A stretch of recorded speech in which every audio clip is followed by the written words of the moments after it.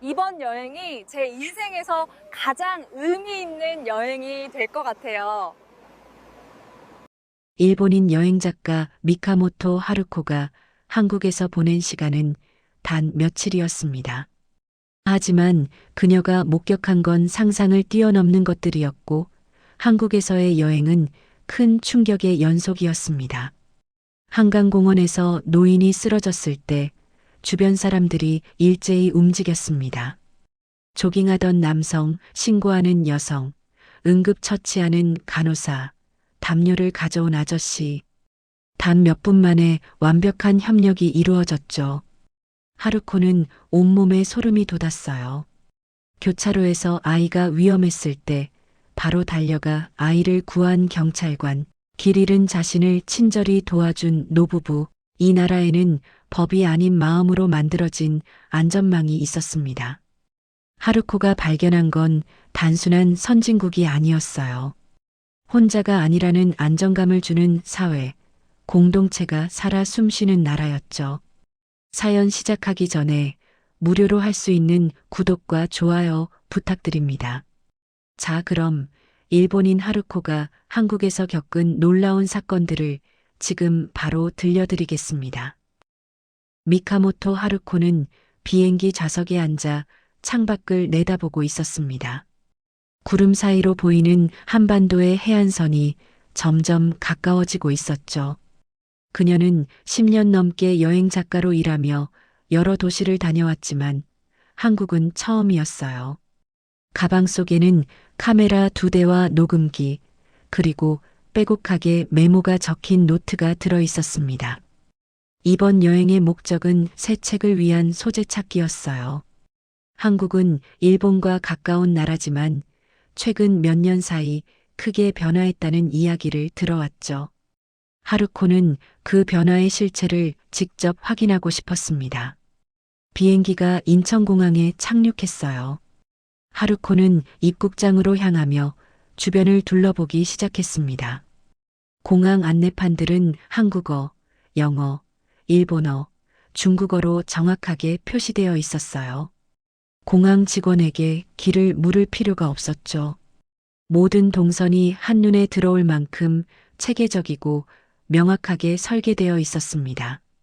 짐을 찾는 곳도 빠르게 찾을 수 있었고 수화물이 나오는 속도도 놀라울 만큼 빨랐어요. 하루코는 카메라를 꺼내 공항 내부를 몇 장 촬영했습니다. 효율적이라는 단어가 머릿속에 떠올랐죠. 공항 철도를 타기 위해 지하로 내려갔습니다. 일본도 질서 의식이 강한 나라지만 이곳의 분위기는 조금 달랐습니다. 사람들은 서로 부딪히지 않으려고 자연스럽게 간격을 유지하고 있었어요. 누구 하나 큰 소리로 떠들거나 다른 사람을 밀치지 않았죠. 전광판에는 열차 도착 시간이 정확하게 표시되어 있었어요. 2분 후 도착이라는 안내가 떴고 정확히 2분 뒤에 열차가 들어왔습니다. 플랫폼에 사람들이 많았지만 혼잡하다는 느낌은 들지 않았습니다. 모두가 열차 문 양옆에 줄을 서서 기다리고 있었어요. 열차가 멈추자 탑승하려는 승객들은 먼저 내리는 승객들을 위해 자연스럽게 길을 비켜주고 사람들이 다 내릴 때까지 기다렸어요. 누가 지시한 것도 아닌데 이 모든 과정이 물 흐르듯 이어졌습니다. 하루코는 이 장면을 촬영하고 싶었지만 사람들의 얼굴이 찍힐까봐 참았어요. 대신 노트에 간단히 메모를 남겼습니다. 패턴이 있다. 사람들이 하나처럼 같이 움직인다. 그녀는 열차에 올라 한쪽 구석 자리에 앉았어요. 열차 안은 조용했습니다. 사람들은 대부분 스마트폰을 보거나 눈을 감고 있었어요. 통화를 하는 사람은 한 명도 없었죠. 일본도 전철 안에서는 조용히 하는 문화가 있지만 이곳은 그보다 더 철저했습니다. 하루코는 창밖을 보며 지나가는 풍경을 관찰했습니다. 도시로 들어갈수록 건물들이 높아지고 거리가 복잡해졌어요. 하지만 거리는 깨끗했고 신호등은 정확하게 작동하고 있었죠. 서울역에 도착했습니다. 하루코는 짐을 들고 역사 안을 걸으며 다시 한번 주변을 둘러봤어요. 안내 표지판이 곳곳에 설치되어 있었고 길을 잃을 염려가 전혀 없었습니다.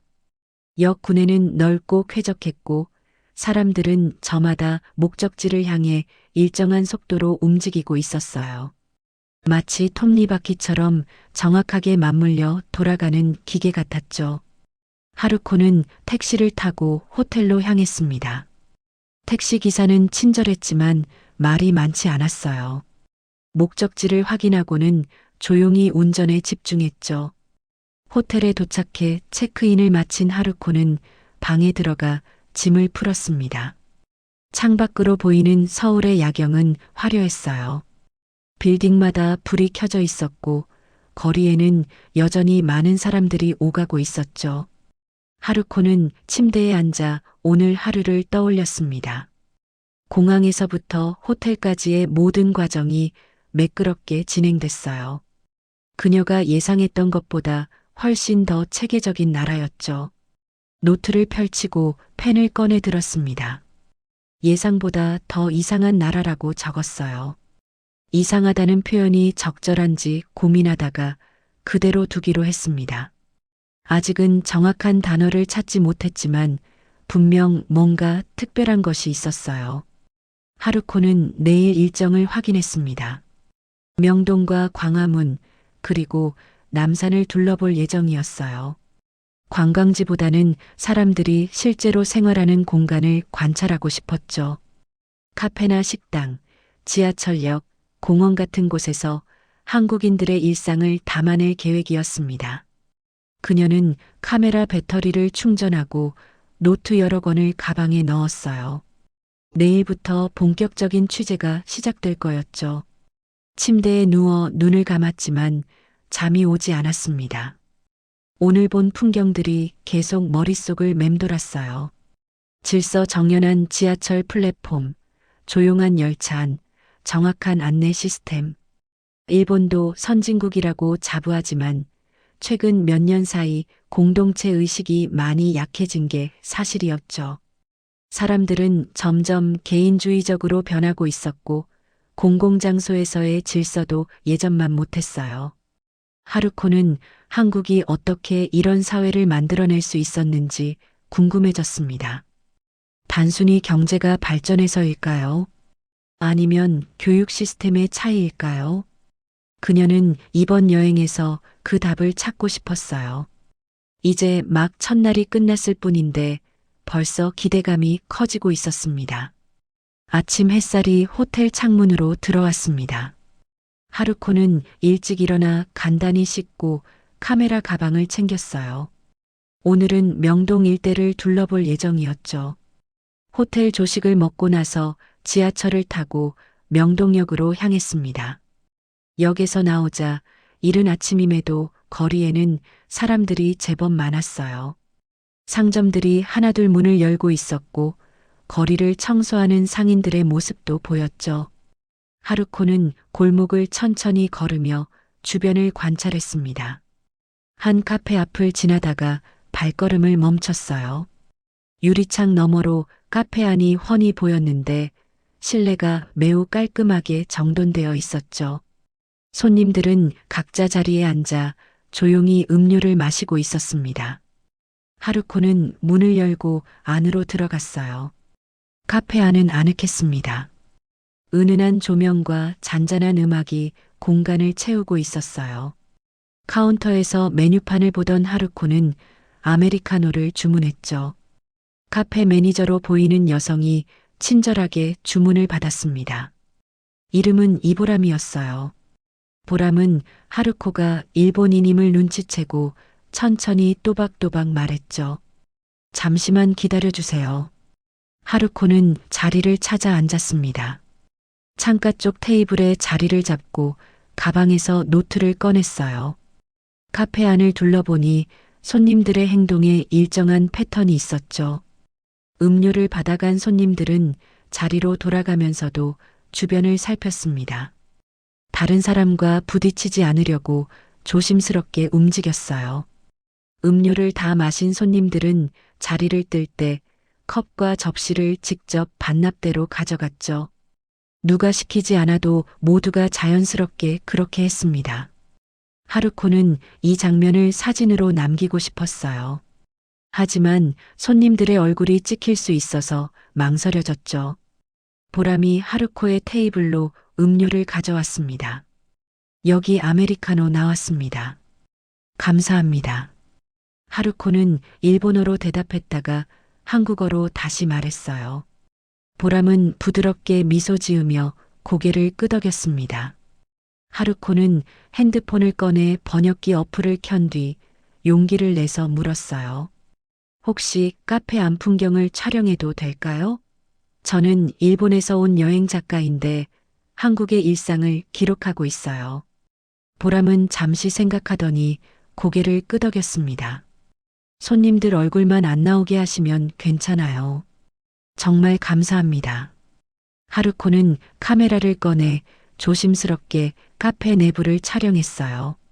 손님들의 뒷모습과 테이블 위의 컵들, 깨끗하게 정돈된 반납대 등을 담았죠.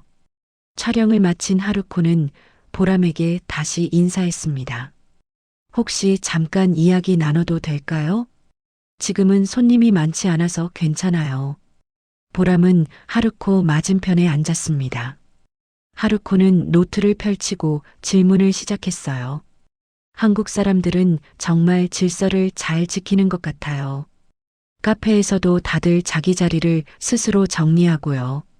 보람은 잠시 생각하다가 대답했습니다. 저희는 어릴 때부터 그렇게 배워왔어요. 학교에서도 청소를 학생들이 직접 하고 공공장소에서 지켜야 할 예절도 배우죠. 그게 습관이 된 거예요. 습관이요? 네, 처음에는 규칙처럼 느껴지지만 나중엔 당연한 일이 돼요. 다른 사람에게 피해 주지 않는 게 기본이라고 생각하거든요. 하루코는 보람의 말을 노트에 적었습니다. 교육과 습관, 그리고 배려. 이 단어들이 한국 사회를 설명하는 열쇠 같았어요. 일본도 비슷한 문화가 있긴 한데 요즘엔 많이 달라졌어요. 특히 도쿄 같은 대도시에서는 개인주의가 강해지면서 공동체 의식이 약해졌죠. 보람은 고개를 끄덕이며 들었습니다. 한국도 변하고 있긴 해요. 하지만 기본적인 질서는 아직 유지되고 있는 것 같아요. 하루코는 보람과의 대화를 통해 한국 사회의 한 단면을 이해하기 시작했어요. 이건 단순히 법이나 규칙의 문제가 아니었죠. 사람들이 어릴 때부터 몸에 익힌 생활 방식이었습니다. 카페를 나온 하루코는 명동 거리를 걸었습니다. 점심시간이 가까워지자 직장인들이 하나둘 거리로 나오기 시작했어요. 식당 앞에는 줄이 길게 늘어서 있었죠. 하루코는 놀라운 점을 발견했습니다. 이렇게 많은 사람들이 모여 있는데도 거리의 소음이 크지 않았어요. 사람들은 대화를 나누지만 목소리를 높이지 않았죠. 웃음소리도 절제되어 있었습니다. 하루코는 도쿄의 점심시간 풍경을 떠올렸어요. 사람들이 서로 큰 소리로 떠들고 식당 앞은 혼잡했죠. 길거리에서 음식을 먹는 사람들도 많았고 쓰레기가 여기저기 버려져 있었습니다. 하지만 이곳은 달랐어요.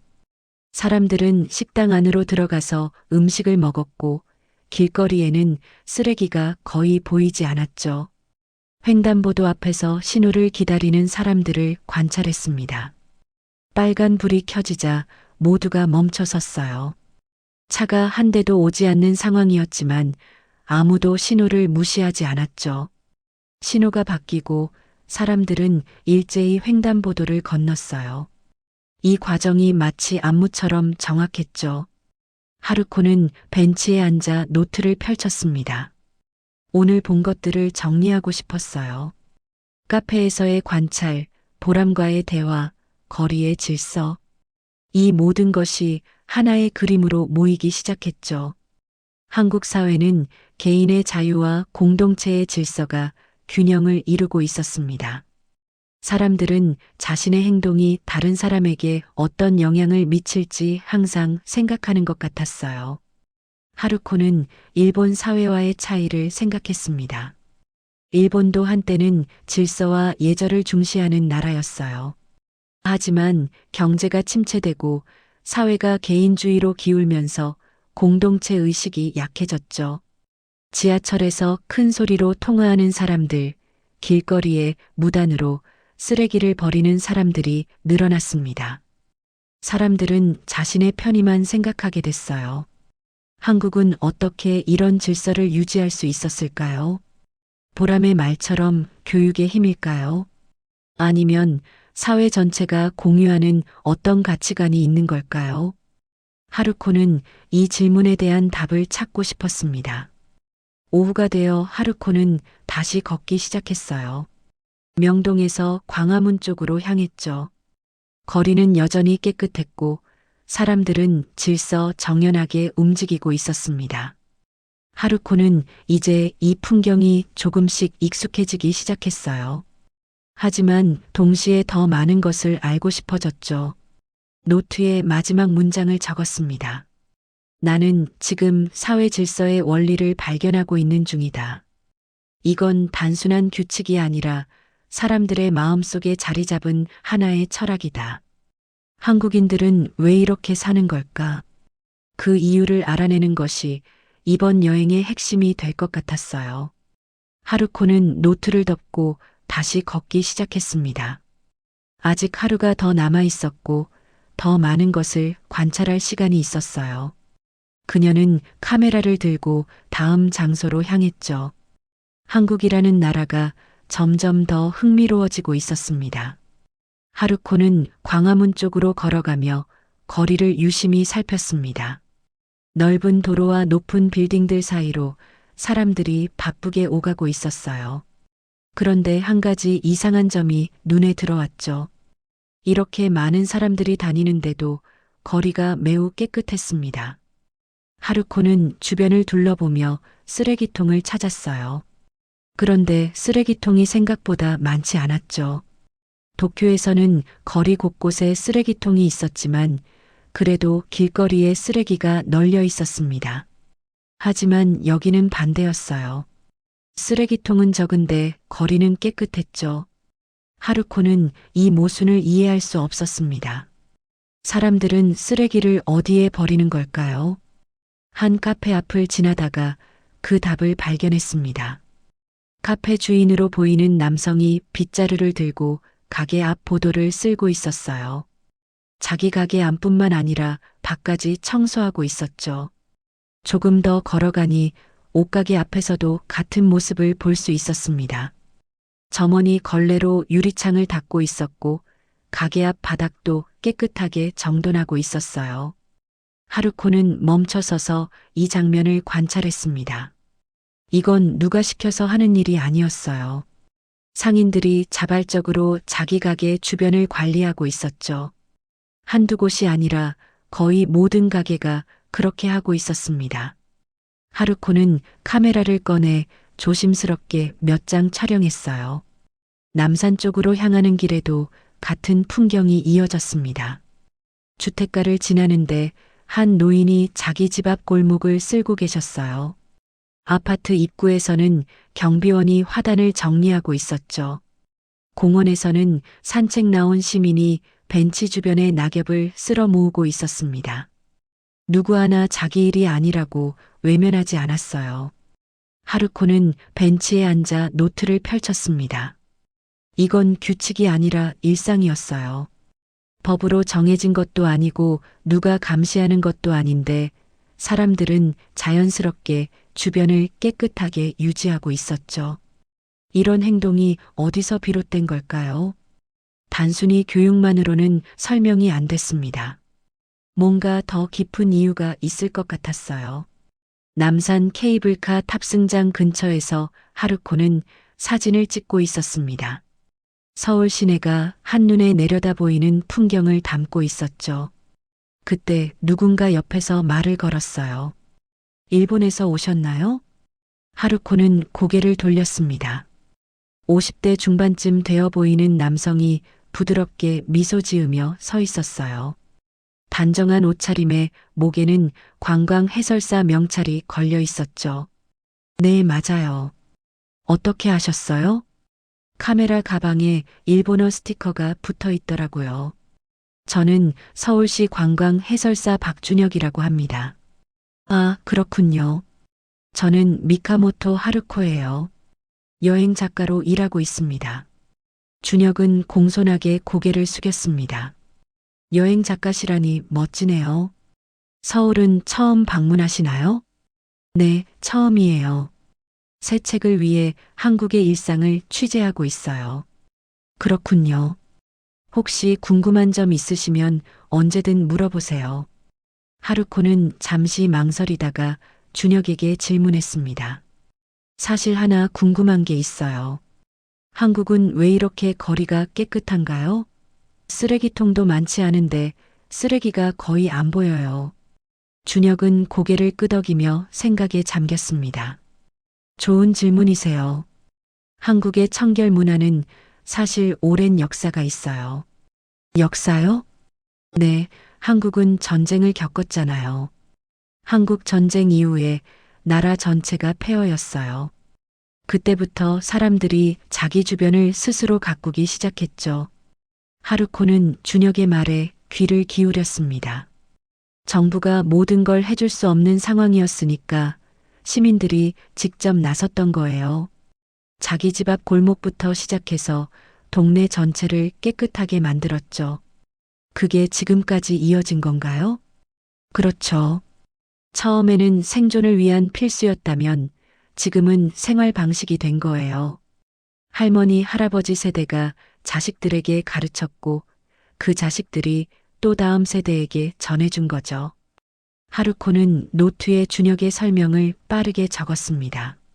전쟁, 폐허, 그리고 재건. 그 과정에서 한국인들은 스스로 환경을 가꾸는 법을 배웠던 거예요. 이건 단순한 청결 문화가 아니라 생존의 방식이었던 거죠. 그리고 또 하나 중요한 게 있어요. 준혁이 덧붙였습니다.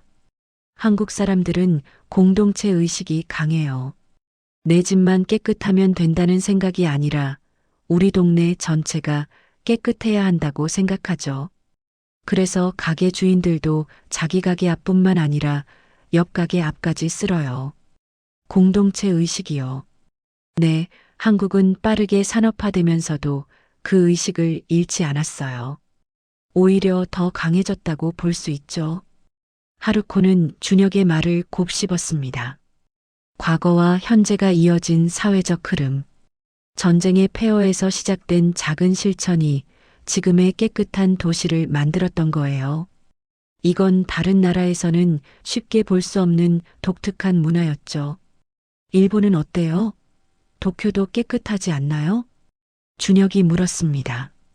하루코는 잠시 생각하다가 솔직하게 대답했어요. 예전에는 그랬어요. 하지만 요즘은 많이 달라졌죠. 사람들이 점점 개인주의적으로 변하면서 공공장소에 대한 관심이 줄어들었어요. 그렇군요. 저도 그게 안타까워요. 제가 어렸을 때만 해도 일본 사람들은 자기 주변을 깨끗하게 유지하는 걸 당연하게 생각했거든요. 하지만 지금은 아니에요. 준혁은 조용히 고개를 끄덕였습니다. 사회가 변하면 사람들의 의식도 변하죠. 한국도 조금씩 변하고 있어요. 하지만 기본적인 것들은 지키려고 노력하고 있죠. 하루코는 준혁과의 대화를 통해 많은 것을 배웠습니다. 한국의 청결 문화는 하루아침에 만들어진 게 아니었어요. 긴 시간 동안 축적된 경험과 교육, 그리고 공동체 의식이 만들어낸 결과였죠. 작가님, 시간 되시면 광화문 쪽을 한번 둘러보세요. 거기 가면 한국의 역사를 좀 더 잘 이해하실 수 있을 거예요. 네, 꼭 가볼게요. 오늘 많은 도움 받았어요. 감사합니다. 별 말씀을요. 한국에서 좋은 시간 보내시길 바랍니다. 준혁은 다시 공손하게 인사하고 다른 관광객들에게로 향했습니다. 하루코는 그의 뒷모습을 보며 노트에 마지막 문장을 적었어요. 시민주도 청결문화. 이건 정부가 만든 게 아니라 시민들이 스스로 만들어낸 문화였습니다. 하루코는 남산에서 내려와 다시 광화문으로 향했습니다. 거리를 걸으며 이전과는 다른 시선으로 주변을 관찰했어요. 상점 주인이 가게 앞을 쓸고 있는 모습, 시민이 쓰레기를 주머니에 넣고 가는 모습, 공원에서 자원봉사자들이 화단을 가꾸는 모습, 이 모든 게 한국 사회의 깊은 뿌리에서 나온 행동이었죠. 광화문 광장에 도착했습니다. 넓은 광장은 깨끗하게 정돈되어 있었고 분수대 주변에는 가족 단위 관광객들이 앉아 쉬고 있었어요. 하루코는 광장 한쪽에 앉아 오늘 하루를 정리했습니다. 노트를 펼치고 적기 시작했죠. 오늘은 내 인생에서 가장 충격적인 취재였다. 한국의 청결은 단순한 외양이 아니다. 이건 전쟁의 아픔을 딛고 일어선 사람들이 만들어낸 살아있는 역사다. 그들은 폐허에서 시작해 스스로 환경을 가꿨고 그 정신이 지금까지 이어지고 있다. 다른 나라에서는 쉽게 볼 수 없는 독특하고 아름다운 문화다. 하루코는 펜을 내려놓고 하늘을 올려다봤습니다. 해가 서쪽으로 기울고 있었어요. 오늘도 많은 것을 보고 배웠죠. 하지만 마음 한쪽에서는 더 많은 것을 알고 싶다는 갈증이 생겼습니다. 노트 마지막 페이지에 한 문장을 더 적었어요.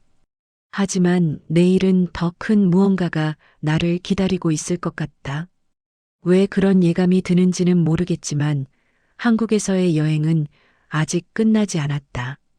더 놀라운 일들이 남아있을 것이다.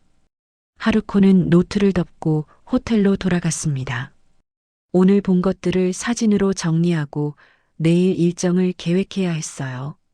내일은 시내 중심가를 좀 더 자세히 둘러볼 계획이었죠. 특히 사람들이 많이 모이는 곳을 관찰하고 싶었습니다.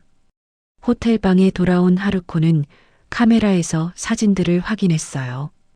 깨끗한 거리, 청소하는 상인들, 정돈된 광장. 모든 사진이 한국 사회의 한 단면을 보여주고 있었죠. 하루코는 이 사진들이 일본 독자들에게 어떤 메시지를 전할 수 있을지 생각했습니다. 창밖을 내다보니 서울의 밤 풍경이 펼쳐져 있었어요. 불빛들이 반짝이고 거리에는 여전히 사람들이 오가고 있었죠. 하루코는 내일이 기대됐습니다. 한국이라는 나라를 알아갈수록 더 많은 궁금증이 생겼어요. 이 여행은 단순한 취재 이상의 의미를 갖게 될 것 같았죠. 침대에 누워 눈을 감았습니다. 오늘 만난 박준혁의 말이 계속 머릿속을 맴돌았어요. 전쟁 이후 폐허에서 시작된 작은 실천들. 그게 지금의 한국을 만들었다는 이야기. 하루코는 그 역사의 무게를 조금이나마 이해하게 됐습니다. 내일은 또 어떤 이야기를 발견하게 될까요? 하루코는 기대감을 안고 잠에 들었습니다. 다음 날 아침 하루코는 시내 중심가로 나섰습니다. 오늘은 대형 교차로 주변을 집중적으로 관찰할 계획이었어요. 많은 사람들이 오가는 곳에서 한국인들의 행동 패턴을 더 자세히 보고 싶었죠. 가방에 카메라와 노트를 챙기고 호텔을 나섰습니다. 지하철을 타고 시청역에서 내렸어요. 역 밖으로 나오자 넓은 광장과 큰 도로가 펼쳐져 있었죠. 사거리 한가운데 서서 사방을 둘러봤습니다. 차량들이 빠르게 지나가고 있었고 인도에는 출근하는 사람들로 붐볐어요. 하루코는 교차로 모퉁이에 자리를 잡았습니다. 카메라를 꺼내 들고 사람들의 움직임을 촬영하기 시작했어요. 신호가 바뀌면 사람들이 일제히 횡단보도를 건넜고 차량들은 정확히 정지선에서 멈췄죠. 모든 게 기계처럼 정확하게 작동하고 있었습니다. 하루코는 이 패턴을 여러 각도에서 담아냈어요. 오전 10시쯤 되자 거리는 더욱 붐비기 시작했습니다. 회사원들과 학생들, 관광객들이 뒤섞여 오가고 있었어요. 하루코는 횡단보도 바로 옆에서 사진을 찍고 있었죠. 그때 신호등이 빨간불로 바뀌었습니다. 사람들이 인도에 멈춰서서 신호를 기다렸어요. 하루코도 카메라를 내리고 잠시 쉬기로 했습니다. 주변을 둘러보니 젊은 엄마가 5살쯤 되어 보이는 아들과 함께 서 있었어요. 아이는 엄마 손을 잡고 있었지만 계속 주변을 두리번거리고 있었죠. 호기심 많은 나이였습니다. 신호가 바뀌려면 아직 20초 정도 남아 있었어요. 하루코는 다시 카메라를 들어 교차로 풍경을 담으려 했죠. 바로 그 순간이었습니다. 갑자기 한 아이가 횡단보도 쪽으로 뛰어나갔어요. 위험해. 아이 엄마가 다급하게 소리쳤습니다. 하지만 아이는 엄마 목소리를 듣지 못한 듯 계속 앞으로 달려갔어요. 횡단보도 한가운데까지 순식간에 뛰어들었죠. 신호는 여전히 빨간불이었고 차들이 빠른 속도로 달려오고 있었습니다. 하루코는 숨이 멎는 듯한 느낌을 받았어요. 손에 들고 있던 카메라가 흔들렸죠. 엄마가 아이를 쫓아 뛰어가려 했지만 거리가 너무 멀었습니다. 이대로라면 큰 사고가 날 수밖에 없었어요. 그런데 놀라운 일이 일어났습니다. 주변에 서 있던 사람들이 거의 동시에 움직이기 시작한 거예요. 마치 하나의 생명체처럼 일사불란하게 반응했죠. 가장 먼저 움직인 사람은 도로 바로 옆에 서 있던 남성이었습니다. 진한 남색 제복을 입은 사람이었어요. 나중에 안 사실이지만 그는 서재민이라는 이름의 경찰이었죠. 재민은 아이 엄마가 소리치는 소리에 바로 몸이 움직였습니다. 단 1초도 망설이지 않았어요. 재민이 아이에게 달려가는 동시에 다른 사람들도 움직였습니다. 횡단보도 반대편에 서 있던 정장 차림의 직장인 2명이 도로로 뛰어들었어요. 그들은 달려오는 차량을 향해 두 팔을 크게 흔들기 시작했죠. 차량 기사에게 위험 상황을 알리려는 거였습니다. 모든 게 불과 2, 3초 사이에 일어난 일이었습니다. 재민이 아이에게 가장 먼저 도착했어요. 그는 아이를 재빨리 안아 올려 인도 쪽으로 몸을 돌렸죠. 직장인 2명이 흔든 손 덕분에 차량들이 속도를 줄이기 시작했습니다. 한 차량은 급브레이크를 밟으며 정지선 훨씬 앞에서 멈췄어요. 엄마가 울먹이며 재민에게 달려갔습니다. 재민은 안고 있던 아이를 조심스럽게 아이 엄마 앞에 내려주었어요. 아이는 깜짝 놀란 표정으로 엄마 품에 안겼죠. 옆에 있던 노부부가 엄마의 등을 다독이며 위로했습니다. 괜찮아요. 다행히 아무 일도 없었어요. 할머니가 부드럽게 말했습니다. 아이 엄마는 눈물을 흘리며 고개를 숙였어요. 정말 죄송합니다. 제가 한눈판 사이에. 아니에요. 아이들은 원래 그래요. 다치지 않아서 다행이에요. 재민이 침착하게 말했습니다. 그는 아이의 상태를 확인하고 엄마에게 물었어요. 아이가 많이 놀라진 않았나요? 네, 괜찮은 것 같아요. 정말 감사합니다. 엄마는 계속해서 고개를 숙이며 감사 인사를 했죠. 도로에 나갔던 직장인 2명도 인도로 돌아왔습니다. 그들은 아무렇지 않다는 듯 서로 눈짓을 나누고는 제자리로 돌아갔어요. 차량들도 다시 정상 속도로 움직이기 시작했죠. 신호가 초록불로 바뀌자 사람들은 평소처럼 횡단보도를 건넜습니다. 하루코는 그 모든 과정을 멍하니 지켜보고 있었어요. 손에 들고 있던 카메라가 아래로 떨어질 뻔했죠. 가까스로 카메라를 붙잡았지만 온몸이 떨리고 있었습니다. 방금 무슨 일이 일어난 걸까요? 불과 몇 초 만에 위기 상황이 해결됐습니다. 누가 지시한 것도 아니었어요. 주변 사람들이 각자의 위치에서 할 수 있는 일을 했죠.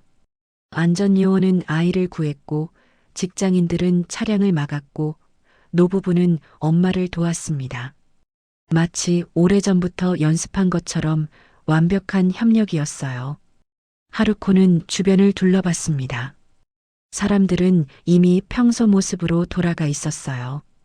방금 전 그 긴박했던 순간이 마치 환상처럼 느껴질 정도였죠.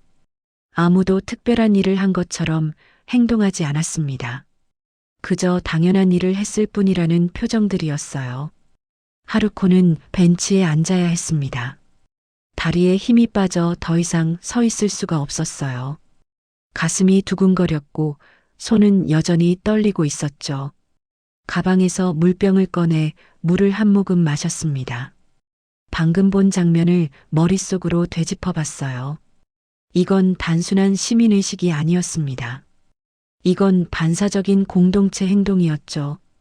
위기 상황에서 사람들이 본능적으로 협력하는 모습이었습니다. 하루코는 일본에서 비슷한 상황을 본 적이 있었어요. 지하철역에서 누군가 쓰러졌을 때 사람들이 그냥 지나쳤던 기억이 났죠. 누군가 도와주겠지 하는 생각으로 모두가 외면했던 거예요. 결국 영무원이 와서야 상황이 해결됐었습니다. 하지만 여기는 달랐어요. 누군가 도와주겠지가 아니라 내가 도와야겠다는 생각으로 모두가 움직였죠. 그것도 한 명이 아니라 여러 명이 동시에 반응했습니다. 이런 일이 어떻게 가능할까요? 하루코는 노트를 꺼냈습니다. 손이 떨려서 글씨가 제대로 써지지 않았지만 최대한 또박또박 적었어요. 반사적 공동체 행동. 이건 교육으로 만들어지는 게 아니다. 사회 전체에 깊이 뿌리 박힌 무언가가 있다. 위기 상황에서 사람들은 자신의 안전보다 타인의 안전을 먼저 생각한다. 이게 한국 사회의 진짜 모습이다. 하루코는 펜을 내려놓고 하늘을 올려다봤습니다. 파란 하늘에 흰 구름이 천천히 흘러가고 있었어요. 평화로운 풍경이었죠. 하지만 하루코의 마음속에는 거대한 파도가 일고 있었습니다. 자신이 지금까지 본 것들이 전부 이 순간을 위한 준비였다는 생각이 들었어요. 깨끗한 거리, 질서 정연한 지하철, 배려 깊은 시민들. 그 모든 게 이 순간으로 모아지는 느낌이었죠. 한국 사회는 평소에도 질서를 유지하지만 진짜 중요한 순간에는 더 강력한 힘을 발휘했습니다. 하루코는 다시 교차로 쪽을 바라봤어요. 엄마는 아이의 손을 꽉 잡고 조심스럽게 횡단보도를 건너고 있었죠. 아이는 이제 얌전하게 엄마 옆에 붙어 걸었습니다. 재미는 제자리로 돌아가 다시 주변을 살피고 있었어요. 직장인들은 어디론가 사라졌고 노부부도 보이지 않았죠. 모든 게 원래대로 돌아간 것 같았습니다. 하지만 하루코에게는 모든 게 달라 보였어요. 이제 이 거리가, 이 사람들이 다르게 보였죠. 겉으로는 평범해 보이지만 그 안에는 엄청난 힘이 숨어 있었습니다. 공동체를 지키려는 의지, 타인을 돕겠다는 결심, 함께 살아가겠다는 약속. 그 모든 게 한국 사회를 지탱하고 있었어요. 하루코는 천천히 일어섰습니다. 더 이상 다리가 떨리지 않았어요. 오히려 뭔가를 더 알아내야겠다는 결심이 생겼죠. 방금 본 장면이 우연이었을까요? 아니면 한국 사회 어디서나 볼 수 있는 일반적인 모습일까요? 재민에게 다가가기로 마음먹었습니다. 그에게 직접 물어보고 싶었어요. 어떻게 그렇게 빠르게 반응할 수 있었는지, 왜 망설이지 않고 아이를 구했는지. 하루코는 가방을 메고 재민이 서 있는 곳으로 걸어갔습니다. 재민은 여전히 교차로를 주시하고 있었어요. 하루코가 다가가자 그는 고개를 돌려 그녀를 봤죠. 혹시 저한테 무슨 일이신가요? 재민이 정중하게 물었습니다. 하루코는 잠시 망설이다가 입을 열었어요. 아까 그 상황을 정말 대단했어요. 어떻게 그렇게 빨리 움직일 수 있었나요? 재민은 잠깐 생각하더니 담담하게 대답했습니다. 특별한 건 없었어요. 그냥 해야 할 일을 했을 뿐이죠. 하지만 일반 사람들도 다 같이 도와줬잖아요. 그게 정말 놀라웠어요. 한국 사람들은 원래 그래요. 누군가 위험에 처하면 도와주는 게 당연하다고 생각하거든요. 하루코는 재민의 말을 노트에 적었습니다. 당연하다는 표현이 인상 깊었어요. 위기 상황에서 남을 돕는 게 특별한 일이 아니라 당연한 일이라고 생각하는 사회. 그게 바로 한국이었습니다. 저는 일본에서 온 여행 작가인데 한국의 일상을 취재하고 있어요. 혹시 더 이야기 나눠도 될까요? 물론이죠. 제가 도움이 될지 모르겠지만요. 하루코는 재민과 함께 벤치로 걸어갔습니다. 그에게서 더 많은 이야기를 듣고 싶었어요. 한국 사회의 비밀을 조금 더 깊이 알고 싶었죠. 오늘 본 장면은 하루코의 인생에서 잊을 수 없는 순간이 될 것 같았습니다. 하루코는 재민과 함께 벤치에 앉았습니다. 재민은 제복 소매를 가볍게 털며 하루코를 바라봤어요. 하루코는 노트를 펼치고 펜을 꺼냈죠. 아까 정말 놀라웠어요. 어떻게 그렇게 빨리 판단하고 움직일 수 있었나요? 재민은 잠시 생각하더니 차분하게 대답했습니다. 저는 경찰이라 위기 대응 훈련을 받았어요. 하지만 오늘 같은 상황은 훈련만으로 되는 게 아니에요. 그럼 뭐가 더 필요한가요? 습관이요. 평소에도 주변을 항상 살피는 습관이 있어야 해요. 위험한 상황이 생길 수 있다는 걸 늘 염두에 두고 있어야 하죠. 하루코는 재민의 말을 노트에 적었어요. 습관이라는 단어가 다시 나왔죠.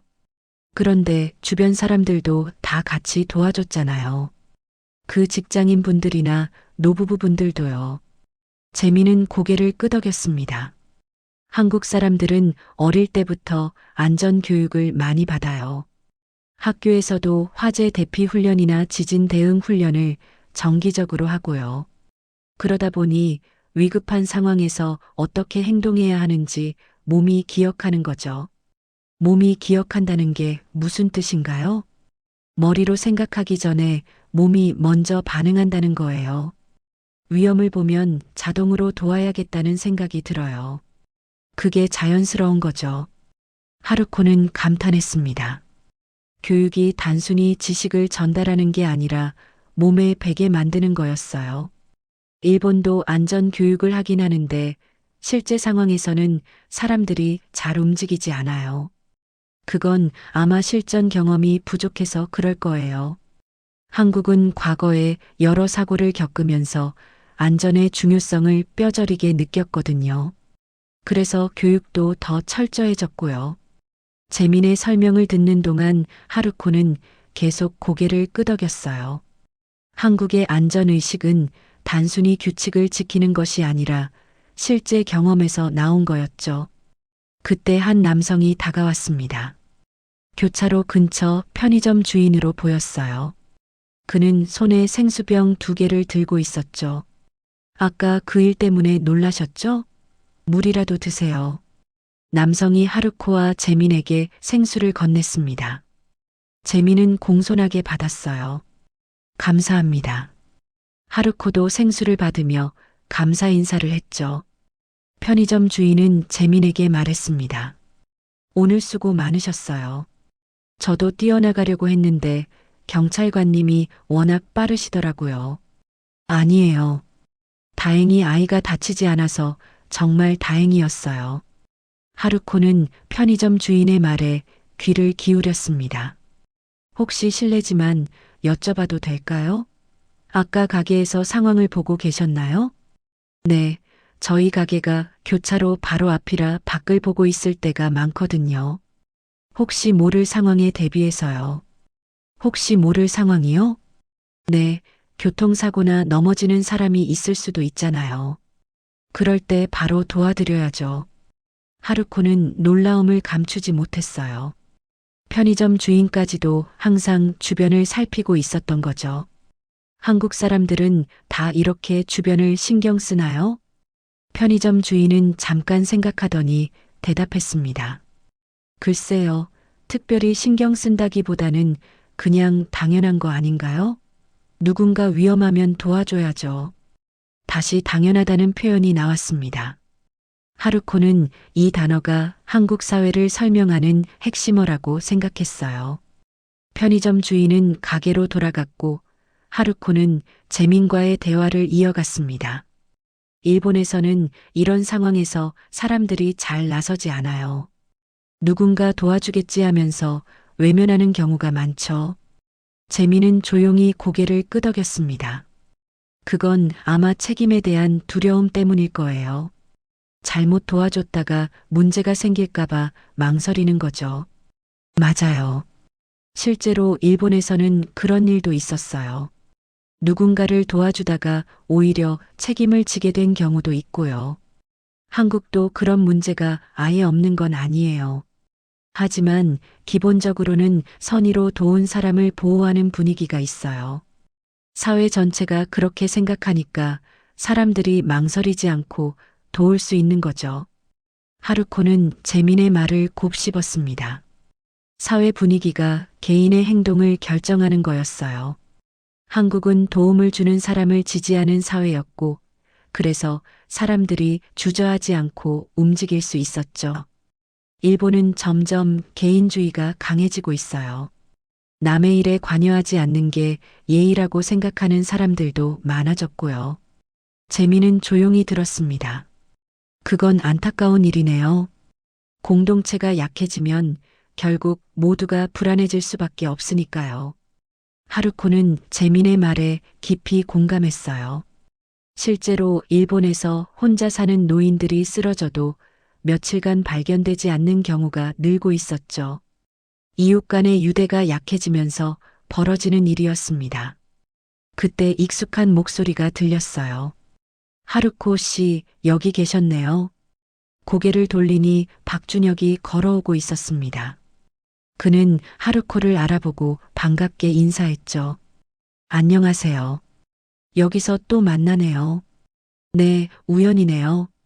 오늘 이 근처를 안내하는 일정이 있어서요. 준혁은 재민을 보더니 고개를 숙였습니다. 경찰관님, 수고 많으십니다. 아닙니다. 안녕하세요. 재민도 정중하게 인사했어요. 준혁은 하루코 옆에 앉으며 물었죠. 무슨 취재 중이신가요? 아까 여기서 큰 사고가 날 뻔했는데 사람들이 정말 빠르게 대응하는 걸 봤어요. 그 이야기를 듣고 있었어요. 준혁은 고개를 끄덕이며 이해했다는 표정을 지었습니다. 아, 그러셨군요. 한국 사람들의 위기 대응 능력은 정말 뛰어나죠. 왜 그런 건가요? 교육 때문인가요? 준혁은 잠시 생각하더니 천천히 입을 열었습니다.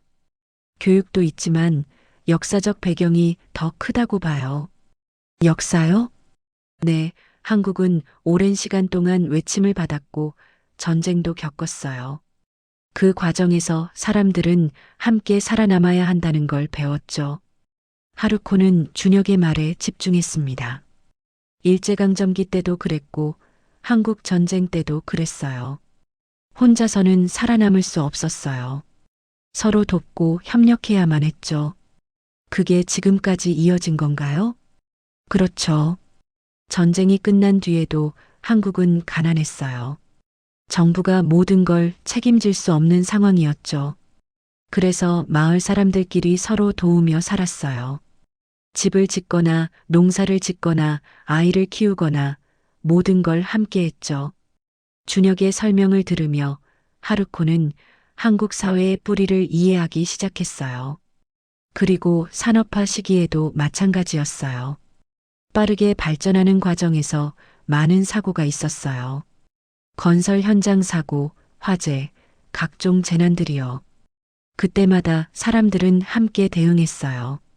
그게 습관이 되고 문화가 된 거죠. 그럼 지금의 안전의식도 그 역사에서 나온 거네요. 맞아요. 한국 사람들에게 공동체는 선택이 아니라 생존의 방식이었어요. 그게 세대를 거쳐 전해지면서 지금의 모습이 된 거죠. 하루코는 노트에 준혁의 말을 빠르게 적었습니다. 일제강점기, 전쟁, 산업화. 그 모든 아픔 속에서 한국인들은 함께하는 법을 배웠던 거예요. 재민이 조용히 말했습니다. 저희 할아버지도 전쟁 세대세요. 어릴 때부터 혼자서는 아무것도 할 수 없다고 가르치셨어요. 항상 주변 사람들과 함께 해야 한다고요. 그게 교육이군요. 하루코가 말했습니다. 재미는 고개를 끄덕였죠. 네, 집에서도 학교에서도 사회에서도 같은 걸 배워요. 그러니까 자연스럽게 몸에 배는 거죠. 준혁이 덧붙였습니다. 이게 바로 한국 사회에 보이지 않는 교과서예요. 법으로 정해진 것도 아니고 책에 쓰여 있는 것도 아니에요. 하지만 모두가 알고 있고 실천하고 있죠. 하루코는 깊은 감동을 받았습니다. 보이지 않는 교과서. 이 표현이 정확했어요. 한국 사회는 겉으로 드러나지 않는 하나의 큰 교육 시스템처럼 작동하고 있었죠. 일본 독자들에게 이 이야기를 꼭 전하고 싶어요. 하루코가 진지하게 말했습니다. 일본도 한때는 공동체 의식이 강했어요. 하지만 지금은 많이 약해졌죠. 한국에서 배울 점이 정말 많다고 생각해요. 준혁은 부드럽게 미소 지었습니다. 한국도 완벽하지는 않아요. 문제도 많고 개선할 점도 많죠. 하지만 기본적인 가치는 지키려고 노력하고 있어요. 그 노력이 느껴져요. 제가 이틀 동안 본 것만으로도 충분히 느낄 수 있었어요. 재민이 시계를 보더니 일어섰습니다. 죄송한데 저는 이제 자리로 돌아가야 할 것 같아요. 근무 시간이라서요. 아, 그러세요. 오늘 정말 감사했어요. 많은 걸 배웠어요. 별 말씀을요. 좋은 기사 쓰세요. 재민은 공손하게 인사하고 제자리로 돌아갔습니다. 하루코는 그의 뒷모습을 보며 생각했어요. 저런 사람들이 한국 사회를 지키고 있구나. 준혁이 물었습니다. 오늘 일정은 다 마무리하셨나요? 아니요. 아직 더 둘러볼 곳이 있어요. 오늘 본 걸 정리하고 내일도 계속 취재할 예정이에요. 그렇군요. 혹시 내일 시간 되시면 제가 좀 더 자세한 이야기를 해드릴 수 있어요. 한국 사회와 역사에 대해서요. 정말요? 그럼 정말 감사하겠어요. 내일 오전 10시에 광화문 역사박물관 앞에서 만나시면 될까요? 네, 꼭 그러겠습니다. 준혁은 명함을 꺼내 하루코에게 건넸습니다. 하루코도 자신의 명함을 건넸죠. 그럼 내일 뵙겠습니다. 네, 내일 봬요. 준혁이 떠나고 하루코는 혼자 남았습니다. 벤치에 앉아 오늘 있었던 일을 천천히 되짚어 봤어요. 아이가 도로로 뛰어들던 순간, 사람들이 일제히 움직이던 모습, 재민의 설명, 준혁의 역사 이야기, 모든 게 하나의 그림으로 완성되고 있었죠. 노트 마지막 장을 펼쳐 문장을 적기 시작했습니다. 한국의 공동체 의식은 우연히 만들어진 게 아니다. 역사의 아픔과 시련을 함께 극복하며 만들어진 것이다. 이건 법이나 규칙이 아니라 삶의 방식이다. 한국 사람들에게 타인을 돕는 건 의무가 아니라 본능이다. 나는 이 이야기를 일본 독자들에게 꼭 전해야 한다. 우리가 잃어버린 것이 무엇인지, 우리가 되찾아야 할 것이 무엇인지 알려줘야 한다. 하루코는 펜을 내려놓고 하늘을 올려다봤습니다. 오후 햇살이 따스하게 내리쬐고 있었어요. 한국에서의 여행은 단순한 취재를 넘어서고 있었죠. 자신의 삶과 일본 사회를 돌아보게 만드는 시간이었습니다. 하루코는 천천히 일어났어요. 아직 하루가 더 남아 있었고 더 많은 것을 보고 싶었죠. 오늘 본 것만으로도 충분히 책 한 권을 쓸 수 있을 것 같았지만 여행은 아직 끝나지 않았습니다. 가방을 메고 다시 걷기 시작했어요. 한국이라는 나라와 한국의 국민들이 점점 더 존경스러워지고 있었습니다. 저녁이 되자 하루코는 한강으로 향했습니다. 서울의 밤 풍경을 촬영하고 싶었어요. 특히 한강은 서울 시민들이 많이 찾는 곳이라고 들었죠. 지하철을 타고 여의도역에서 내렸습니다. 역에서 나와 한강 쪽으로 걸어가니 넓은 공원이 펼쳐졌어요. 강변을 따라 산책로가 이어져 있었고 곳곳에 벤치와 운동시설이 설치되어 있었죠. 해가 지고 있었지만 공원에는 여전히 많은 사람들이 있었습니다. 자전거를 타는 사람들, 조깅하는 사람들, 산책하는 연인들이 보였어요. 하루코는 천천히 걸으며 주변을 관찰했습니다. 강 건너편의 불빛들이 물에 반사되어 아름다운 풍경을 만들어내고 있었죠. 조금 더 걸어가니 텐트를 친 가족들이 보였습니다. 작은 텐트 안에서 아이들이 웃으며 놀고 있었고 부모들은 간단한 음식을 준비하고 있었어요. 돗자리를 깔고 앉아 치킨을 먹는 가족도 있었죠. 모두들 편안하고 행복해 보였습니다. 하루코는 이 풍경이 인상적이었어요. 도심 한가운데 이런 여유로운 공간이 있다는 게 놀라웠죠. 도쿄에도 공원이 많지만 이렇게 자유롭게 텐트를 치고 시간을 보낼 수 있는 곳은 많지 않았어요. 카메라를 꺼내 멀리서 조심스럽게 풍경을 담았습니다. 사람들의 얼굴이 나오지 않도록 신경 쓰며 촬영했죠. 강변의 야경, 텐트들, 산책하는 사람들의 실루엣. 모든 게 평화로워 보였습니다. 한참을 걷다가 벤치에 앉아 쉬었어요. 발이 조금 아팠지만 기분은 좋았습니다. 오늘 하루도 많은 것을 보고 배웠죠. 노트를 꺼내 간단히 메모를 남겼어요. 그때 앞쪽에서 작은 소동이 일어났습니다. 사람들이 한 곳으로 모여들고 있었어요. 하루코는 일어나 그쪽으로 걸어갔죠. 한 노인이 벤치에서 반쯤 미끄러져 내려와 있었어요. 얼굴이 창백했고 식은땀을 흘리고 있었죠. 가장 먼저 발견한 건 러닝하던 젊은 남성이었습니다. 그는 즉시 노인에게 다가가 상태를 확인했어요. 괜찮으세요? 어디 불편하신 데 있으세요? 노인은 대답하지 못했습니다. 숨을 헐떡이며 가슴을 움켜쥐고 있었어요. 남성은 바로 주변 사람들을 향해 소리쳤습니다. 여기 응급 상황이에요. 누가 119 신고 좀 해주세요. 그 말이 떨어지기가 무섭게 근처에 있던 여성이 휴대폰을 꺼냈어요. 지금 신고할게요. 여성은 침착하게 전화를 걸었습니다. 여보세요. 한강공원 3-2 구역에 노인분이 쓰러지셨어요. 의식은 있는데 가슴 통증을 호소하고 계세요. 정확한 위치 설명이었어요. 하루코는 그녀가 어떻게 그렇게 빠르게 구역 번호까지 파악했는지 놀라웠죠. 남성이 노인을 조심스럽게 눕혔습니다.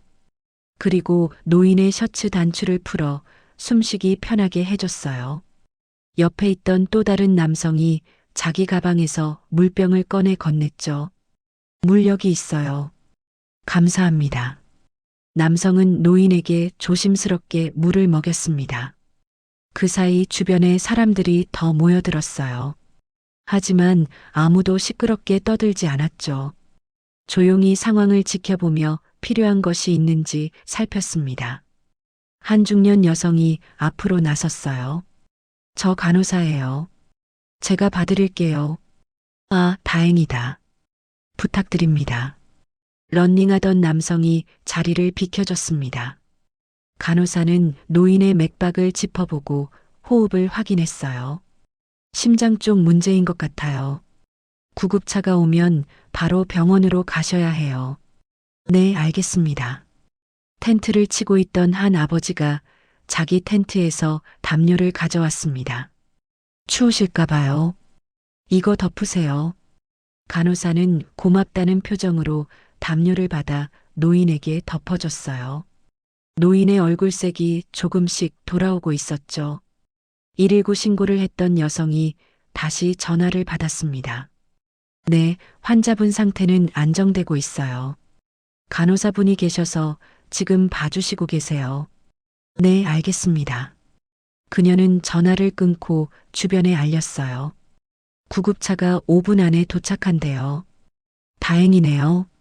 사람들은 안도의 한숨을 내쉬었습니다.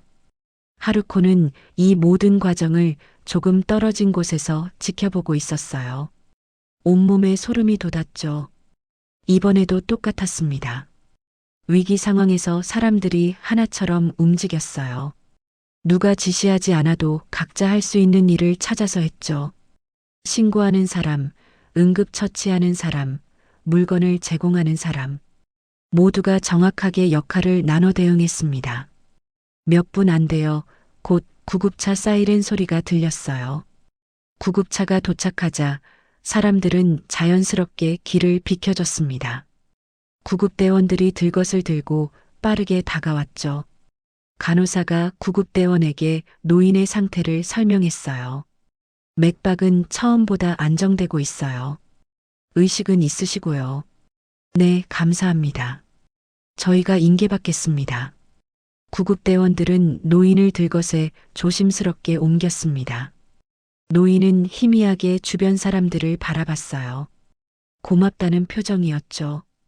구급차가 출발하자 사람들은 천천히 흩어지기 시작했습니다.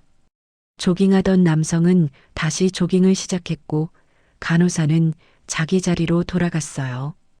텐트를 쳤던 가족들도 다시 저녁 시간을 즐기기 시작했죠.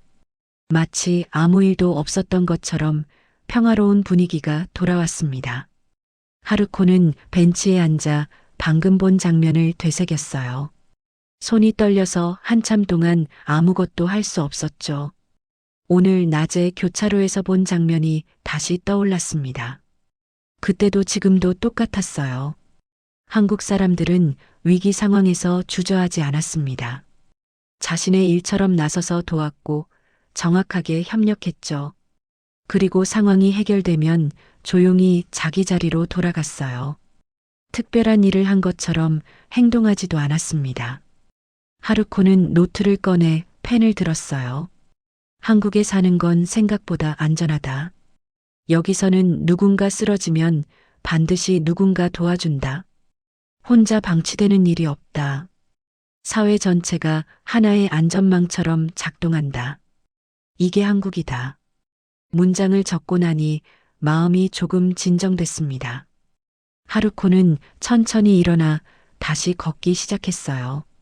강변을 따라 계속 걸으며 생각에 잠겼죠. 일본에서는 이런 모습을 보기 어려웠습니다. 누군가 쓰러져도 사람들은 걸음을 멈추지 않았어요. 관여하고 싶지 않다는 표정으로 그냥 지나쳤죠. 설령 도와주고 싶어도 어떻게 해야 할지 몰라 망설이는 경우가 많았습니다. 하지만 한국은 달랐어요. 사람들은 주저하지 않고 바로 행동했죠. 그리고 그 행동이 정확하고 효율적이었습니다. 마치 평소에 훈련이라도 받은 것처럼요. 한참을 걷다가 하루코는 자신이 길을 잃었다는 걸 깨달았어요. 한강공원이 너무 넓어서 어느 방향으로 가야 지하철역이 나오는지 알 수 없었죠. 조금 당황한 하루코는 주변을 살폈어요. 벤치에 노부부가 앉아 쉬고 있었죠. 하루코는 핸드폰 번역기를 켜고 용기를 내어 그들에게 다가갔습니다. 실례합니다. 여의도역이 어느 쪽인지 아세요? 할머니가 부드럽게 미소 지으며 대답했어요. 아, 여기서는 좀 헷갈리죠. 저쪽으로 쭉 가시면 돼요. 할머니가 방향을 가리켰지만 하루코는 여전히 확신이 서지 않았어요. 표정을 보고 눈치챈 할아버지가 말했습니다. 우리도 그쪽으로 가는 길이니까 같이 가시죠. 아, 괜찮으세요. 혼자 찾아갈 수 있어요. 아니에요. 밤이라 길이 어두워서 찾기 어려워요. 같이 가요. 할아버지와 할머니는 일어서서 하루코와 함께 걷기 시작했습니다. 하루코는 감사하면서도 미안한 마음이 들었어요. 정말 괜찮으신가요? 번거롭게 해드려서 죄송해요.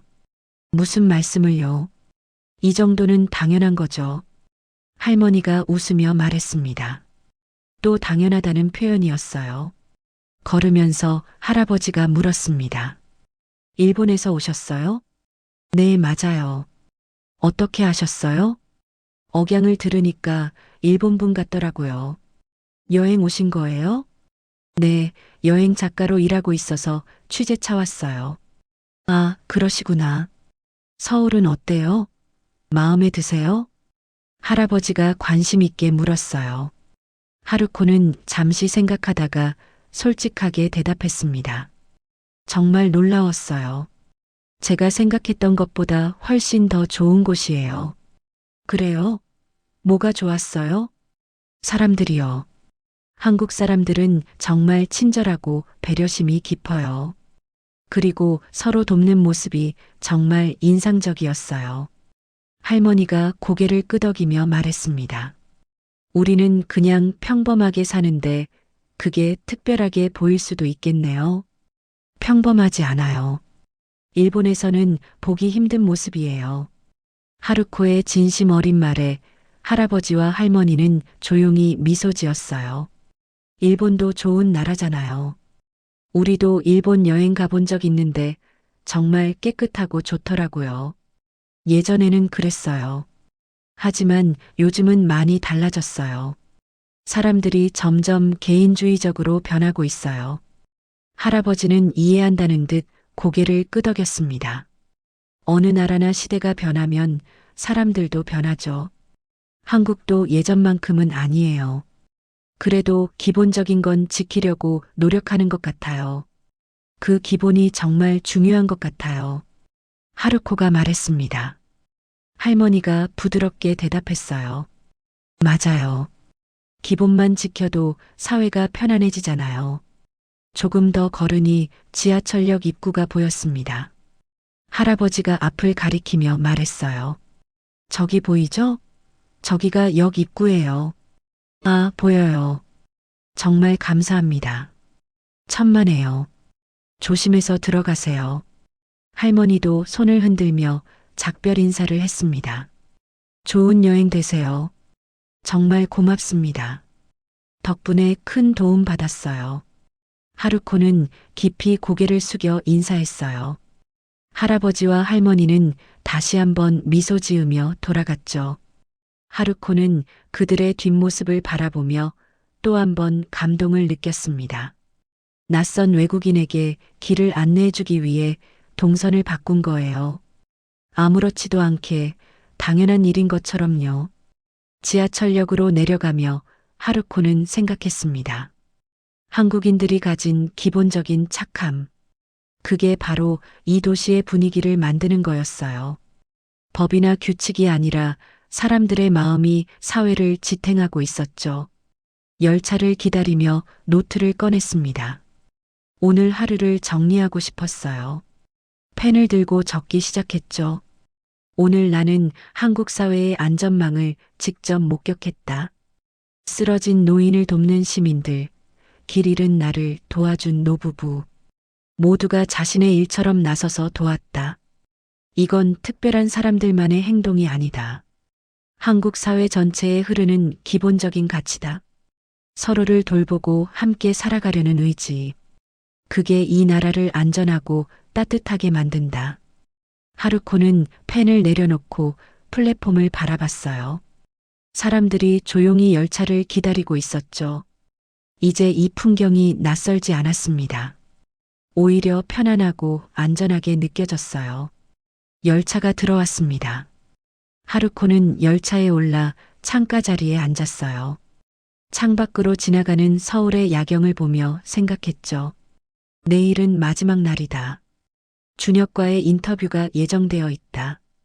그 인터뷰를 통해 한국에 대한 이해를 완성할 수 있을 것 같다. 호텔에 도착해 방으로 들어갔습니다. 침대에 앉아 오늘 찍은 사진들을 확인했어요.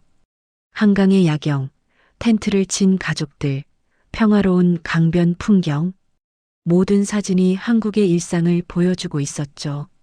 하루코는 노트북을 켜고 오늘 경험한 일들을 정리하기 시작했습니다. 손가락이 빠르게 키보드를 두드렸어요. 글을 쓰는 동안 오늘 만난 사람들의 얼굴이 떠올랐죠. 조깅하던 남성, 간호사, 텐트에서 담요를 가져온 아버지, 그리고 노부부. 모두가 평범한 사람들이었지만 특별한 일을 했습니다. 한참을 타이핑하다가 하루코는 창밖을 바라봤어요. 서울의 불빛들이 반짝이고 있었죠. 이 도시에는 수백만 명이 살고 있다. 그들 모두가 오늘 만난 사람들처럼 살아간다면 이 사회는 정말 안전하고 따뜻한 곳일 것이다. 하루코는 그렇게 확신했습니다. 노트북을 덮고 침대에 누웠어요. 피곤했지만 기분은 좋았죠. 내일이면 한국에서의 여행이 끝난다. 하지만 이 경험은 평생 잊지 못할 것 같았습니다. 하루코는 눈을 감으며 생각했어요. 일본 독자들이 이 이야기를 읽고 무엇을 느낄까? 잃어버린 것을 되찾고 싶어 할까? 아니면 부러워하기만 할까? 어떤 반응이든 상관없었습니다. 하루코는 그저 자신이 본 것을 정직하게 전하고 싶었어요. 한국이라는 나라의 진짜 모습을, 그리고 그 모습이 얼마나 아름다운지를. 하루코는 그런 생각을 하며 잠에 들었습니다. 다음 날 아침 하루코는 일찍 일어났습니다. 오늘은 한국에서의 마지막 날이었어요. 준혁과의 약속 시간은 오전 10시였죠. 하루코는 지난 며칠간의 메모와 사진을 모두 가방에 챙겼습니다. 호텔을 나서자 맑은 하늘이 펼쳐져 있었어요. 날씨가 좋았죠. 지하철을 타고 광화문역으로 향했습니다. 이제는 지하철 노선도를 보지 않아도 갈 수 있을 것 같았어요. 광화문 역사박물관 앞에 도착하니 준혁이 이미 와 있었습니다. 그는 하루코를 보자 반갑게 손을 흔들었어요. 일찍 오셨네요.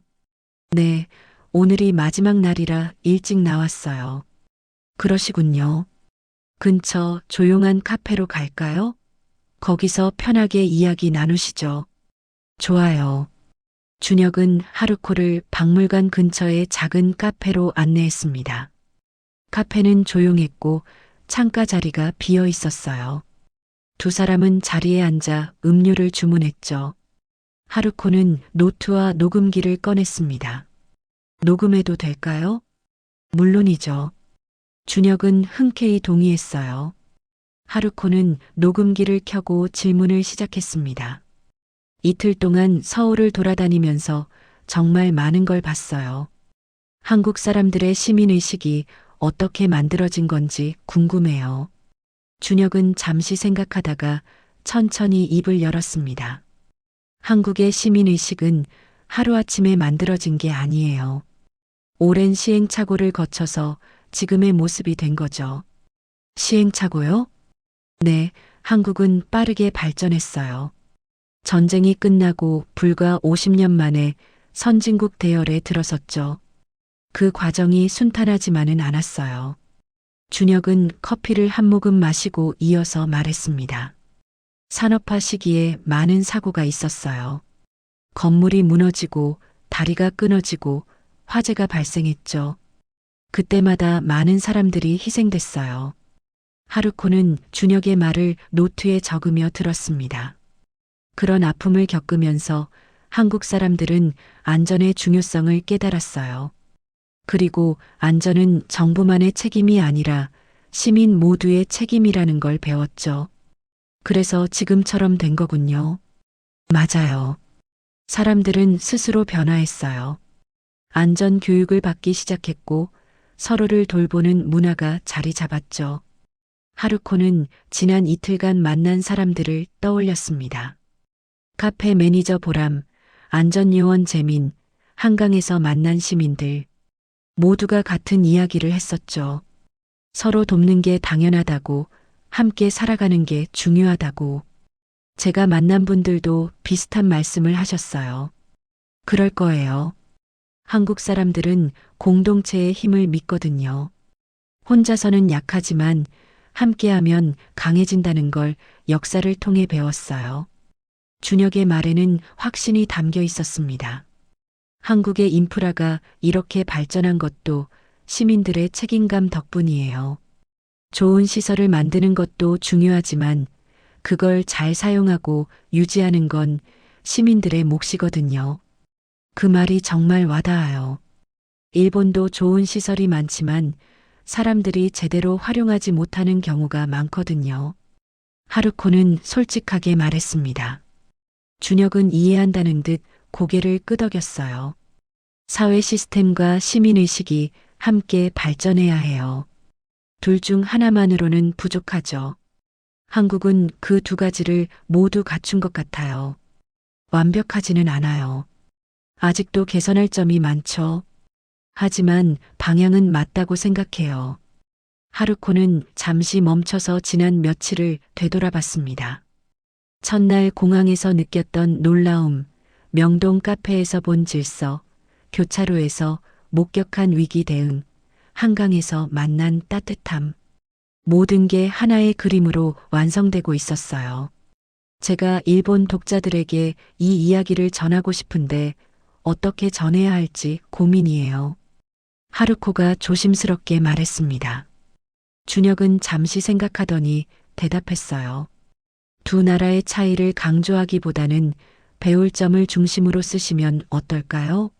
한국이 더 낫다고 말하는 게 아니라 한국에서 배울 수 있는 것들을 소개하는 거죠. 맞아요. 저도 그렇게 생각했어요. 일본도 훌륭한 나라예요. 저도 일본을 존경하고요.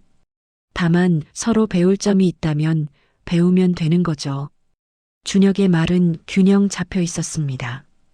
하루코는 그의 태도에서 한국인들의 또 다른 면을 보았어요. 자국에 대한 자부심은 있지만 다른 나라를 깎아내리지 않는 태도. 일본 사람들이 한국에서 배울 수 있는 가장 중요한 게 뭘까요? 하루코가 물었습니다. 준혁은 잠시 고민하다가 천천히 대답했어요. 공동체 의식이요. 개인도 중요하지만 함께 사는 사회라는 걸 잊지 않는 거죠. 내 행동이 다른 사람에게 어떤 영향을 미칠지 생각하는 습관이요. 그게 한국 사회의 핵심이네요. 네, 그렇게 생각해요. 한국 사람들은 자유롭게 살지만 동시에 책임감도 가지고 있어요. 그 균형이 중요한 거죠. 하루코는 준혁의 말을 노트에 빠짐없이 적었습니다. 이 인터뷰 내용이 책의 핵심이 될 것 같았어요. 작가님은 한국에서 어떤 감정을 느끼셨어요? 준혁이 거꾸로 질문했습니다. 하루코는 잠시 멈춰서 자신의 감정을 정리했어요. 안전하다는 느낌이요. 처음에는 낯설었지만 점점 편안해졌어요. 여기서는 혼자가 아니라는 느낌이 들었죠. 혼자가 아니다? 네, 무슨 일이 생겨도 누군가 도와줄 거라는 확신이 들었어요. 그게 정말 큰 안정감을 줬죠. 준혁은 부드럽게 미소 지었습니다. 그게 바로 한국 사회가 추구하는 거예요. 누구도 혼자 방치되지 않는 사회. 서로가 서로를 지켜주는 사회요. 하루코는 가슴이 뭉클해졌어요. 자신이 느낀 감정을 정확히 표현해 준 것 같았죠. 일본에서는 그런 느낌을 받기 어려워요. 사람들이 점점 고립되고 있거든요. 특히 혼자 사는 노인들은 더욱 그래요. 그건 정말 안타까운 일이네요. 한국 이야기를 통해 일본 사람들이 뭔가를 느꼈으면 좋겠어요. 우리가 잃어버린 게 뭔지, 되찾아야 할 게 뭔지요. 하루코의 목소리에는 간절함이 담겨 있었습니다. 준혁은 진지하게 고개를 끄덕였어요. 좋은 책이 될 것 같아요. 작가님의 진심이 독자들에게 전달될 거예요. 고맙습니다. 덕분에 정말 많은 걸 배웠어요. 두 사람은 잠시 조용히 커피를 마셨습니다. 창밖으로 광화문 거리가 보였어요. 사람들이 바쁘게 오가고 있었죠. 준혁이 다시 입을 열었습니다. 작가님, 한 가지만 더 말씀드려도 될까요? 물론이죠.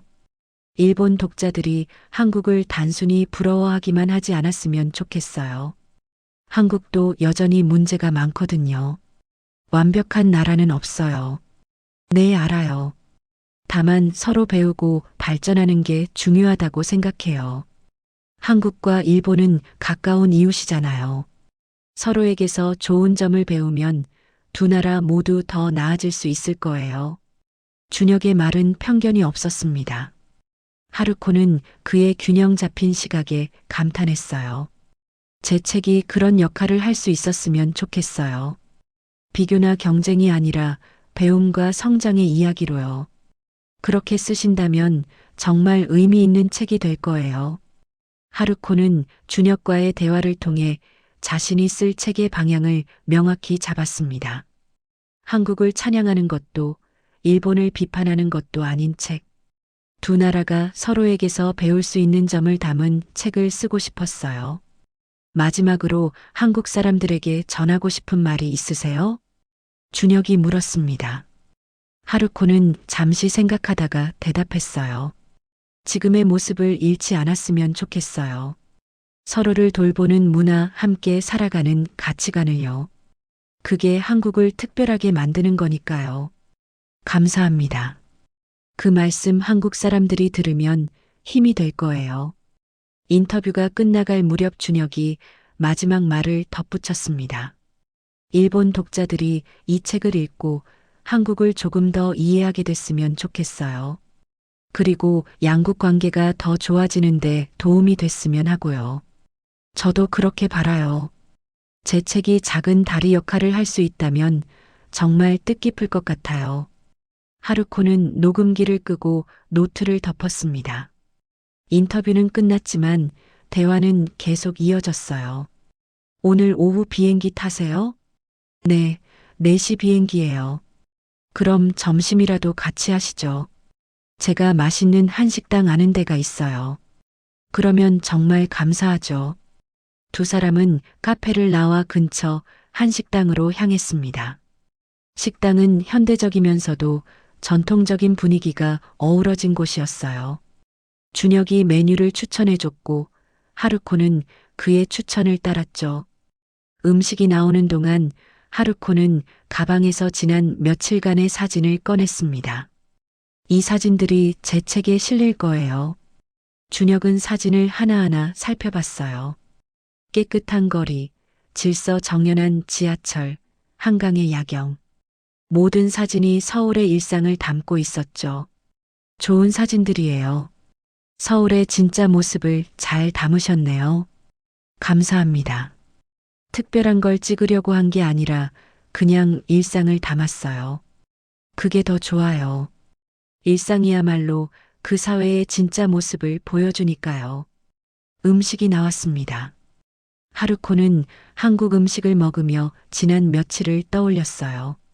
짧은 시간이었지만 정말 많은 것을 경험했죠. 이번 여행이 제 인생에서 가장 의미 있는 여행이 될 것 같아요. 하루코가 진심을 담아 말했습니다. 준혁은 고개를 끄덕이며 대답했어요. 작가님의 책을 꼭 읽어보고 싶네요. 출간되면 연락 주세요. 꼭 그럴게요. 일본어로 나오지만 한국어 번역본도 나올 거예요. 기대하겠습니다. 식사를 마치고 두 사람은 광화문 광장으로 나왔습니다. 하루코는 공항으로 가기 전 마지막으로 서울을 둘러보고 싶었어요. 여기서 헤어져야 할 것 같네요. 정말 감사했어요. 하루코가 깊이 인사했습니다. 준혁도 공손하게 고개를 숙였어요. 저야말로 좋은 시간이었어요. 한국을 이해하려고 노력해 주셔서 감사합니다. 다음에 또 올게요. 그때도 만날 수 있으면 좋겠어요. 연락 주세요. 제가 서울 구석구석 안내해 드릴게요. 두 사람은 악수를 나눴습니다. 준혁은 손을 흔들며 떠나갔고 하루코는 홀로 광장에 남았어요. 하루코는 광장 한가운데 서서 주변을 천천히 둘러봤습니다. 지나가는 사람들, 높은 빌딩들, 깨끗한 거리. 이제 이 모든 게 낯설지 않았어요. 오히려 친숙하고 편안하게 느껴졌죠. 벤치에 앉아 마지막으로 노트를 펼쳤습니다. 펜을 들고 생각을 정리하기 시작했어요. 이번 여행은 단순한 기행문 이상의 의미를 갖게 됐다. 나는 한국이라는 나라를 통해 공동체의 진짜 의미를 배웠다. 함께 산다는 것, 서로를 돌본다는 것, 책임감을 가진다는 것. 이 모든 가치가 한국 사회를 지탱하고 있었다. 일본이 잃어버린 것들이 여기 있었다. 나는 이 이야기를 일본 독자들에게 전할 것이다. 비판이 아닌 배움으로, 부러움이 아닌 성장의 계기로. 하루코는 펜을 내려놓고 노트를 덮었습니다. 이제 공항으로 가야 할 시간이었어요. 가방을 메고 일어서서 마지막으로 광화문을 바라봤죠. 이 도시가 그리울 것 같았습니다. 사람들의 따뜻함이, 질서 정연한 거리가, 안전하다는 느낌이. 하루코는 천천히 걸으며 생각했어요. 언젠가 다시 이곳에 오게 될 거라고. 그때는 더 많은 것을 보고 더 깊이 이해할 수 있을 거라고.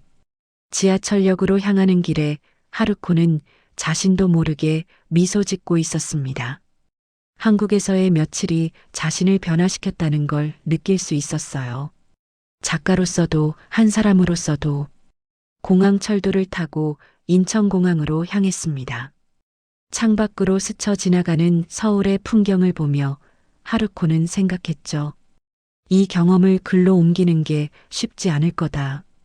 말로 설명하기 어려운 감정들이 너무 많았으니까. 하지만 최선을 다했을 것이다. 독자들이 자신이 느낀 것을 조금이나마 느낄 수 있도록. 공항에 도착해 체크인을 마쳤습니다. 출국장을 지나며 하루코는 한국에서 보낸 시간을 떠올렸어요. 첫날의 놀라움, 둘째 날의 감동, 셋째 날의 확신. 모든 날이 의미 있었죠. 탑승 게이트에서 비행기를 기다리며 노트를 다시 펼쳤습니다. 마지막 문장을 적고 싶었어요. 한국에서의 나날은 새로움이 아닌 안전하다는 감정을 다시 배우는 시간이었다. 나는 이제 안다. 좋은 사회란 개인이 자유롭되 공동체를 잇지 않는 곳이라는 것을, 서로를 돌보되 간섭하지 않는 곳이라는 것을. 한국은 그런 사회를 향해 나아가고 있다. 완벽하지는 않지만 방향은 맞다. 그리고 일본도 그 길을 다시 찾을 수 있다. 나는 그렇게 믿는다. 하루코는 노트를 덮고 가방에 넣었습니다. 탑승 안내 방송이 나왔어요. 하루코는 일어서서 게이트로 향했죠. 비행기에 올라 자리에 앉았습니다. 창가 자리였어요. 이륙 준비가 시작됐고 비행기가 천천히 움직이기 시작했죠. 하루코는 창밖을 내다봤습니다. 공항 건물들이 멀어지고 있었어요. 비행기가 이륙하자 서울 시내가 점점 작아져 갔죠. 높은 빌딩들, 한강, 넓은 도로들이 한눈에 들어왔습니다. 하루코는 창밖 풍경을 보며 마음속으로 작별 인사를 했어요. 안녕 서울. 안녕 한국. 고마웠어. 다시 올게. 비행기가 구름 속으로 들어가자 서울이 보이지 않게 됐습니다. 하루코는 눈을 감고 편안히 몸을 기댔어요. 머릿속에는 지난 며칠간의 장면들이 스쳐 지나갔죠. 보람의 미소, 재민의 빠른 대응, 준혁의 설명, 노부부의 친절. 모든 순간이 소중했습니다. 하루코는 이 경험을 절대 잊지 않을 것이다. 그리고 반드시 좋은 책으로 만들어낼 것이다. 일본으로 돌아가는 길. 하루코의 가방 안에는 가득 찬 노트와 수백 장의 사진이 들어 있었어요. 하지만 가장 소중한 건 그녀의 마음속에 새겨진 기억들이었죠. 한국에서 느낀 안정감, 공동체의 따뜻함, 사람들의 친절. 그 모든 것이 하루코를 변화시켰습니다. 비행기는 푸른 하늘을 가르며 일본을 향해 날아가고 있었습니다. 하루코는 창밖을 보며 생각했어요. 새로운 시작이다. 이 여행이 끝이 아니라 시작이다. 일본 독자들에게 한국의 이야기를 전하는 시작. 그리고 자신의 삶을 다시 돌아보는 시작. 하루코는 미소 지으며 눈을 감았습니다. 앞으로 할 일이 많았지만 기대됐어요. 한국에서의 경험이 자신에게 용기를 줬으니까. 더 나은 사회를 만들 수 있다는 희망을 줬으니까. 오늘의 이야기는 여기까지입니다. 아직 구독과 좋아요를 안 누르셨다면 꾹 눌러주시고 응원의 댓글도 남겨주세요. 감사합니다.